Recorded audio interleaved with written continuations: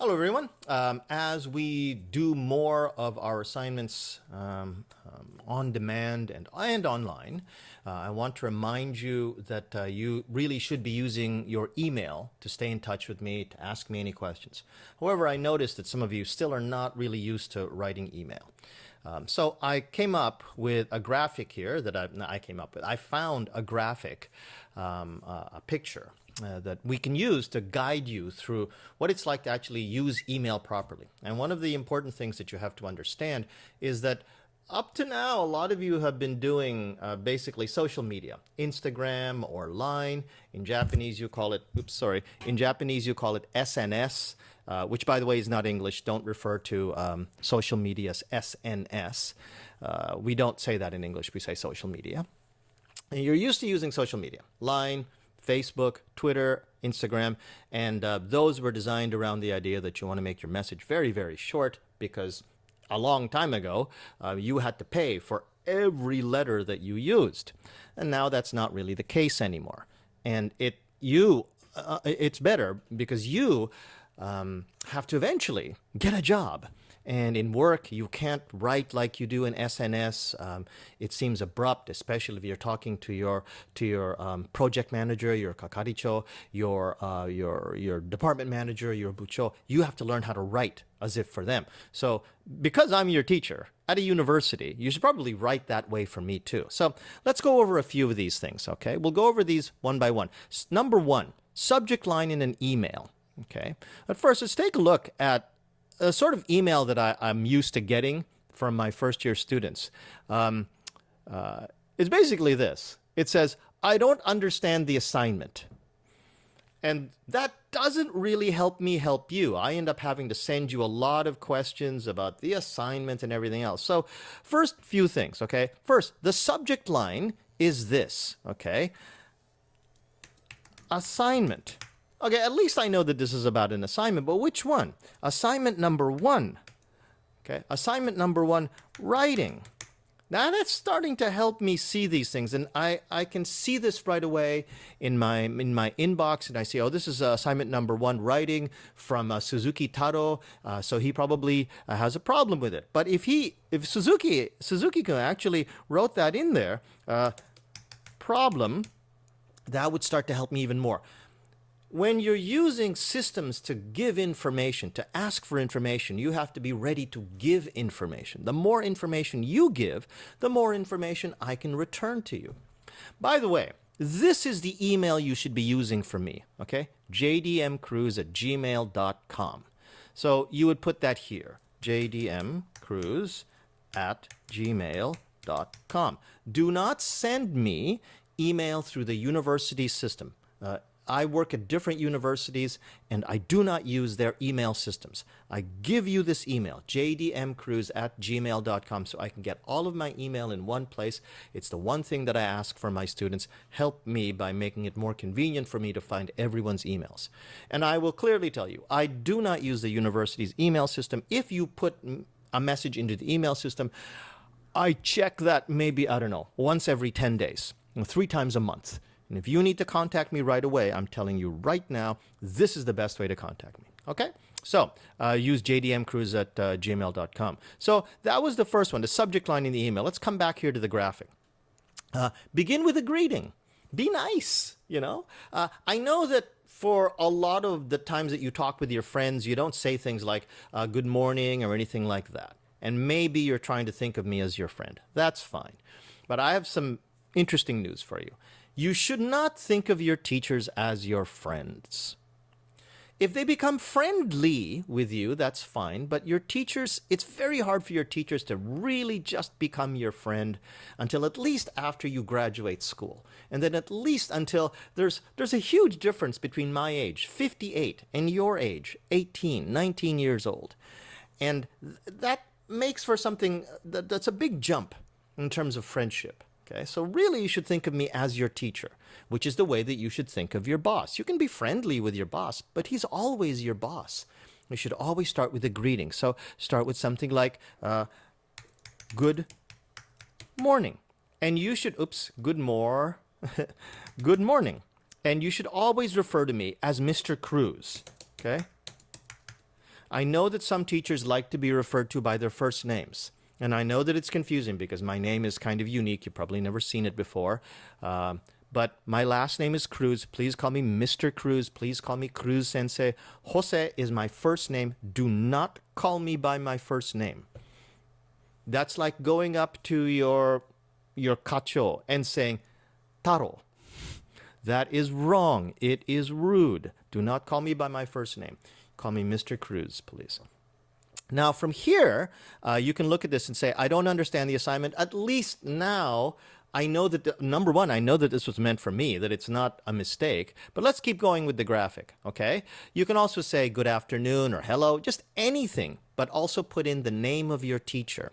Okay, now, let's work on the body of the email message. Number 3, body of the email message, okay? Now, number 1, I don't understand the assignment by itself, doesn't really tell me anything, and it needs a period. So it needs a period, one period. It needs a period. So just start thinking about making sure that your grammar and your punctuation. I'm your English teacher. And if you make mistakes here, yeah, you're not going to lose points, but it doesn't make you look good. So please make sure about that. I don't understand the assignment.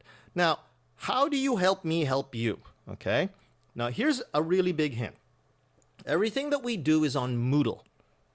Everything that we do is on Moodle, so every assignment I give you has a URL. Let me show you, okay? Down here, I've got the Moodle course for at least this class, all right? Now, let's say that you were just in the main area, okay, and it was class 1 that you're talking about, and you're talking about a problem that you had with class 1. So you look at class 1 and it is all in English and you don't understand something, that's fine. I know that you don't understand something, that's fine. But go to the assignment that you want to ask about. So for example, right here, writing assignment number 1, typing.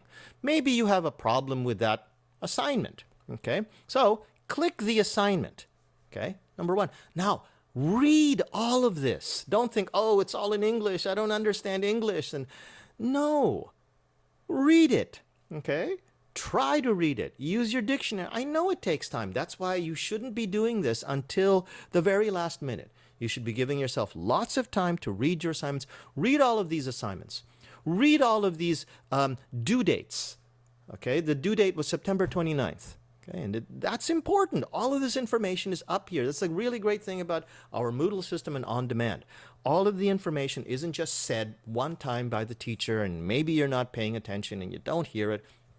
And I understand that. But in Moodle, you can check it slowly and you can view these videos. You can watch these videos over and over again. Anyway, let's say this is your assignment that you want to ask a question about. Now, every assignment has a URL. Every assignment has this internet address. So take that internet address and copy it. On a Macintosh, it's Command-C. On a Windows machine, it's a Control-C. Okay, copy that URL and then come back to the mail, okay, and paste the URL. So now you're sure, and by the way, make sure that's the assignment that you want to talk about. You're sure that I'm going to get the information. I know what assignment you're talking about. Okay, this is the best way to communicate when you're talking about a problem that you have with an assignment. Okay, so let's put that away for a second. And let's get back to the email, okay? So the body of the email message, as I said, should have as much information as you can. Now, if you can, here, see number 3, body of the email. If you can, try to tell me what the problem is. Try to tell me what you don't understand. So you go to that URL, you say, I don't understand the assignment. Is this assignment for writing or is it for video? Now, this person could have probably solved the question themselves by reading, but sometimes, you don't understand, and that's fine. I'll answer your question. Is this assignment for writing or is it for video? And question mark, sorry. And that's enough for me to know what it is that you have. If you have other questions, put them under there too, okay? Now, let's keep going with that. But at least now I know what the problem is, and at least I know who you are. But please help me. Okay, coming back here. Number 4, include the day, period, and the course. This is really important. I have every year about 150 to 250 students, and I teach at 3 different schools. And if you just send me your name, Suzuki Taro, okay, maybe you're using your own email, you're not using the school's email. I don't really know sometimes who you are. I don't know what class you're in. I don't know what period it's in. I don't know what year you're in. You will help me if you just put that down at the bottom. And you can just write it here.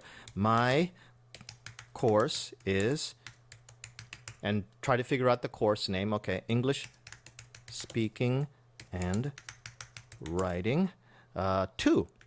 Okay, period. My class is Tuesday at 4th period, right? So that gives me so much information. I know exactly where to go. But if you give me the URL, you give me this information, I know how to answer your questions much more quickly. And if you need the information fast, you want me to be able to answer it quickly. And this is a way that helps me answer it quickly. Okay. Now, number 5 over here, okay, the closing. So, thank you, have a nice day. Thank you very much. That's fine, that's enough. Okay. Then sign your name. Suzuki Taro. You can also put this information about English speaking and writing 2, Tuesday, 4th period, underneath your name, but it doesn't really matter where you put it as long as you put it all there. Okay. All of this is the way that you write a good email. There's more information, but this is really, really basic. You should have the subject line here. Let's go back to this again. You should have the subject line. Number 2, you make at least a greeting. Okay. You try to give as much information as you can in the body of the email message. Put down the information about who you are. If this was a job email, you would say that you're from company A, you're from Fukuoka branch. You would do all of those things. So you should do all of those things when you're talking to me too. You're closing, and then sign your name, all right? And other things too. Be careful about, your English. Use good grammar. Spell out your words properly. Remember, this is not social media. This is an email. Using social media is like going to a house party. And everyone's relaxed. You're all wearing your casual clothes. Email, you can think of that as work. And you're wearing proper work clothes, and you talk to people in a proper work way. You can be friendly with them, and you can be friendly with me, but there are still certain things, and they're all listed up here, that you need to be able to do in a good email. Okay? Alrighty. So remember that when you need to contact me by email. Thanks very much, everybody. See you in class. Bye-bye.